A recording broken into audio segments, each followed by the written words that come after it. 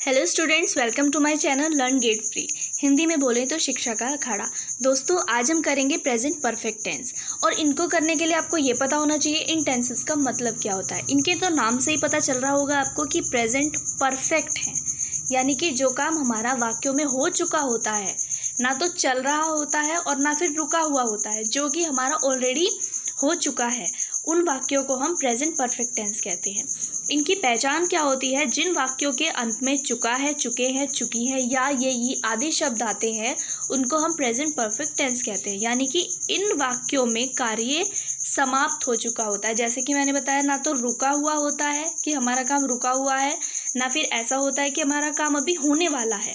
काम एक्चुअली हो जाता है, पूरा हो चुका होता है, उनको हम प्रेजेंट परफेक्ट टेंस कहते हैं। उसके बाद इनका रूल क्या होता है वो देख लीजिए।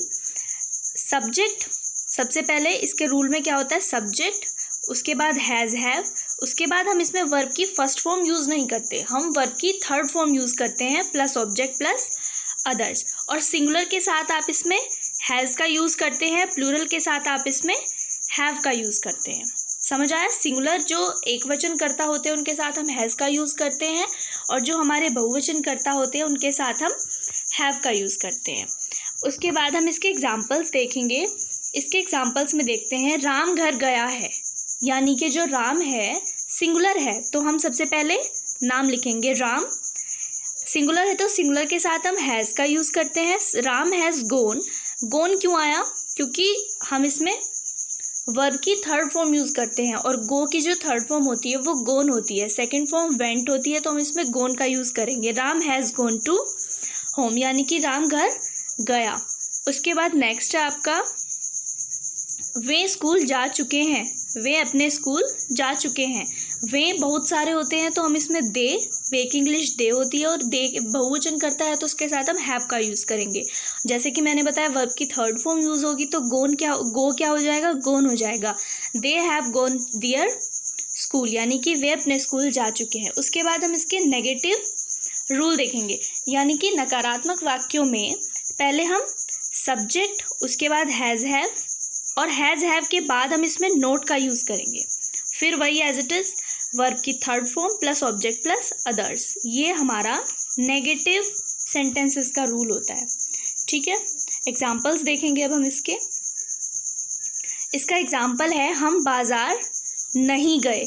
हम बहुत सारे होते हैं तो हम की इंग्लिश वी, और बहुत सारे यानी कि जो प्लूरल होता है, प्लूरल के साथ मैंने बताया हैव, और हैव के बाद क्या हम यूज़ करेंगे? नॉट, यानी कि हम इसका सब्जेक्ट है, वी सब्जेक्ट है, उसके बाद हैव हम यूज़ करेंगे हेल्पिंग वर्ब, और हेल्पिंग वर्ब के बाद यहाँ पर नॉट आ गया। और गोन क्यों आ गया? क्योंकि गोन गो की थर्ड फॉर्म होती है, और इन सेंटेंसेस में हम थर्ड फॉर्म यूज़ करते हैं। We have not gone to market, ये हो गया। उसके बाद नेक्स्ट है आपका, तुम उसके घर नहीं गए। तुम भी प्लूरल होता है तो तुम की इंग्लिश यू, प्लूरल के साथ हैव का यूज़ करेंगे। यू हैव के बाद नॉट आ जाएगा क्योंकि नकारात्मक वाक्य है। You have not gone to his home. ठीक है, उसके बाद हम इसका इंटेरोगेटिव का रूल देखते हैं। इंटेरोगेटिव यानी कि प्रश्नवाचक वाक्य जो होते हैं, जिन वाक्यों के अंत में क्वेश्चन मार्क आ जाता है, कब, क्यों, कैसे, ये प्रश्नवाचक शब्द उस वाक्य में आ जाते हैं, वो हमारे इंटेरोगेटिव सेंटेंसेस होते हैं। ठीक है, तो जिन वाक्यों के शुरू में क्या आ जाता है, यानी कि जिस सेंटेंस के स्टार्टिंग में क्या आ जाएगा। एग्जाम्पल ले लीजिए, क्या सीता अपने घर जा चुकी है? क्या राम खाना खा चुका है? इन सेंटेंसेस के शुरू में जो क्या आया है, हम वहाँ पर क्या की इंग्लिश वॉट नहीं लगाते हैं। You will not write what Sita has gone to her home, and ऐसा कुछ भी नहीं लिखोगे। सबसे पहले क्या की इंग्लिश नहीं लगाओगे, सबसे पहले हम हैज़ हैव का यूज़ करते हैं ऐसे सेंटेंसेस में। भी मैं एग्जाम्पल कराऊंगी तो आपको अच्छे से समझ आ पाएगा।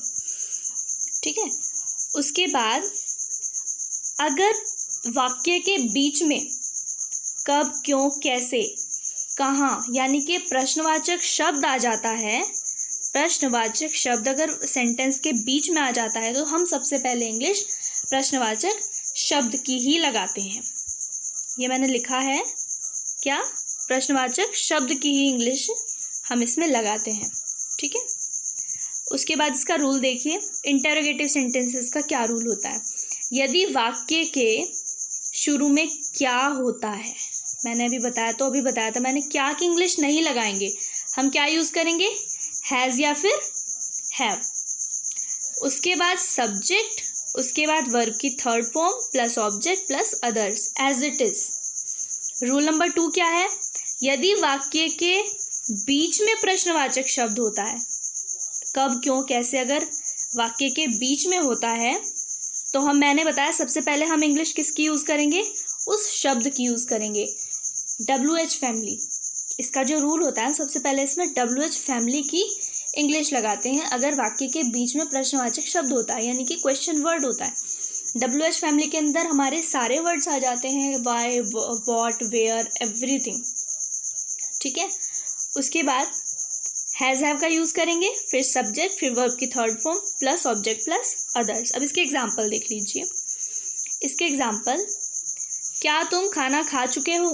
मैंने बताया था वाक्य के शुरू में ही क्या आ गया तो हम क्या के इंग्लिश वर्ड का यूज़ नहीं करेंगे, वहाँ पर हम अकॉर्डिंग टू सिंगुलर और प्लूरल उसके हिसाब से हम यहाँ पर हेल्पिंग वर्ब यूज़ करेंगे।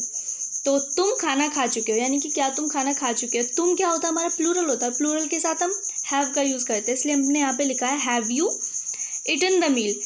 ईटन इसलिए लिखा है क्योंकि वर्ब की थर्ड फॉर्म का यूज़ होता है और ईट की जो थर्ड फॉर्म होती है वो ईटन होती है, और यहाँ पर मील का मतलब खाना है, फूड भी होता है और खाना भी होता है, सॉरी मील भी होता है, ठीक है।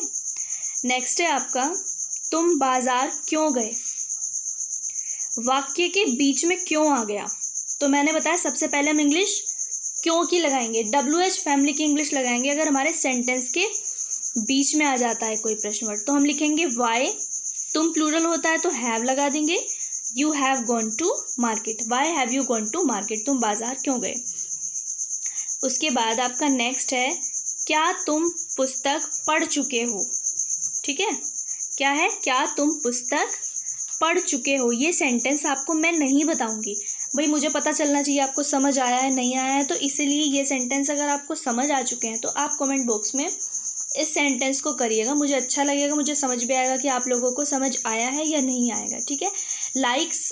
लाइक कर देना इस वीडियो को, कमेंट कर देना और शेयर कर देना, सबसे बड़ी बात सब्सक्राइब कर देना, ठीक है। Thank you so much.